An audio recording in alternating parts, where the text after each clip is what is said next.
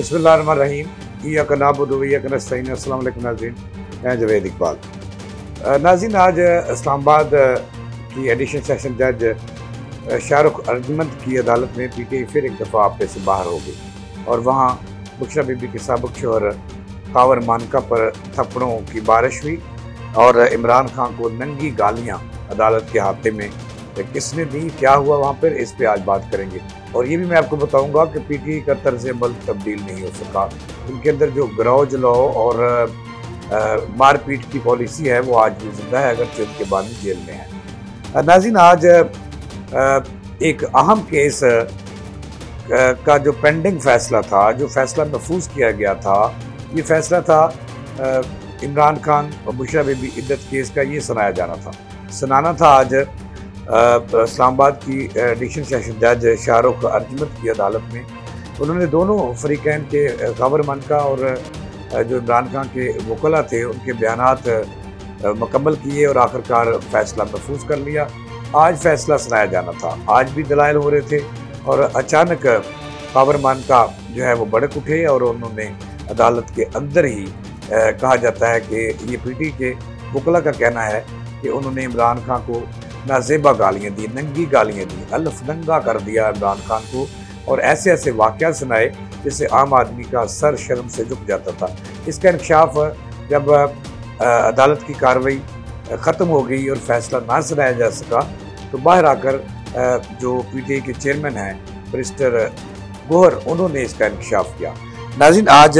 जब बाकायदा अदालत लगी और वहाँ पे महफूज फैसला सुनाया जाना था इद्दत केस के हवाले से, तो वहाँ पे दलाइल हुए। इस दौरान वहाँ पे तलफ कलामी उस वक्त पैदा हुई जब कावर मानका ने इमरान खान और बुशरा बीबी को अल्फ नंगा करने की कोशिश की,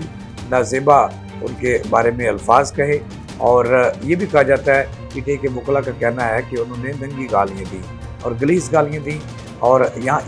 ऐसे ऐसे अल्फाज कहे कि पीटीआई के वकला का कहना है कि इन्हें दोबारा दोहराया नहीं जा सकता। जिसके बाद वहाँ पर हंगामाराई शुरू होगी। जब कावर मानका बाज ना आए तो वकला ने उनसे तलब कलामी की और अदालत के अंदर पीटीआई से तल्लुक़ रखने वाली 1 दर्जन से ज़ायद ख़वातीन भी मौजूद थी। इस दौरान कावर मानका और उनमें वकला में जो पीटीआई के वकला थे उनमें तलब कलामी होगी और मामला यहाँ तक पहुँच गया कि कावर मानका ने बाज ना आए और उन्होंने इमरान खान पर संगीन इल्ज़ामात आयद किए कि जब वो उनके घर आते थे तो इस तरह करते थे, बुशरा बीबी इस तरह करती थी और इस तरह आपस में गले मिलते थे और घुल मिल जाते थे, तो जो कि इस्लामी असूलों के ख़िलाफ़ है, मनाफी है। इस पर जब वहाँ पर मामला बढ़ा तो मुअज़्ज़ज़ जज ने जो फैसला है आज जो सुनाया जाना था इद्दत केस का पेंडिंग फैसला, वो मौखर कर दिया और इस हवाले से उन्होंने जो इस्लामाबाद हाई कोर्ट है उनसे राय तलब कर ली। उन्हें ख़त लिख दिया कि वो चूँकि कावर मानका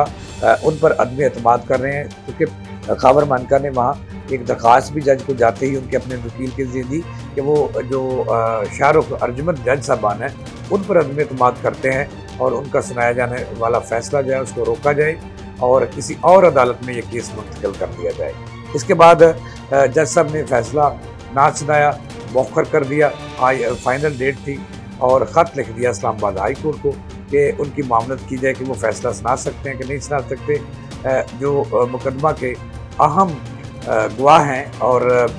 कावर मानका वो अदम एतमाद उन पर कर रहे हैं। इस बारे में कहा जाता है कि जब कावर मानका अदालत के बाहर आए तो वहाँ पे भी तलब कलामी हुई और उन्होंने दोबारा इमरान खान को गंदी और गलीज़ गालियाँ देना शुरू कर दी, जिसके खिलाफ तलब कलामी, जिसके बारे में वहाँ पर तलब कलामी हुई और मामला हाथ से बढ़ गया और दोनों तरफ से एक दूसरे पर भौंसों और मुक्कों की बारिश हुई, नंगी गालियाँ दी गई और कावर मानका के इर्द गिर्द वीडियो में इस कदर वकला देखे जा सकते हैं उनको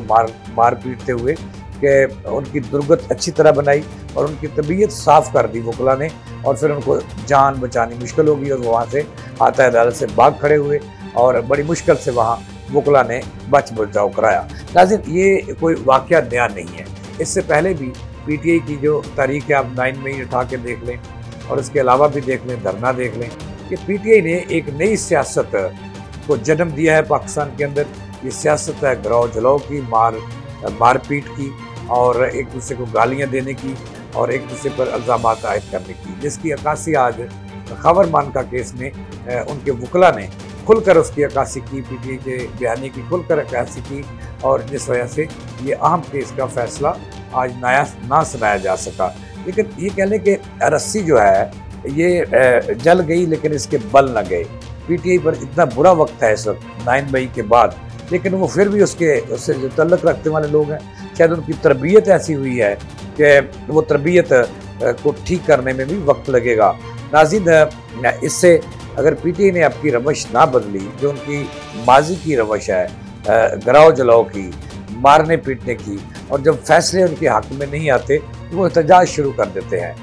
गालियाँ देते हैं, इल्ज़ामात आयद करते हैं। तो ये पहले पीटीआई के लोगों में थी, पार्टी रहनुमा में थी, अब वो पीटीआई से तल्लुक़ रखने वाले जो वकला हैं उनके अंदर ये बात खुल कर आ गई है कि उन्होंने मैं ना मानूं की पॉलिसी पर अमल पैरा होना है। उनका लीडर भी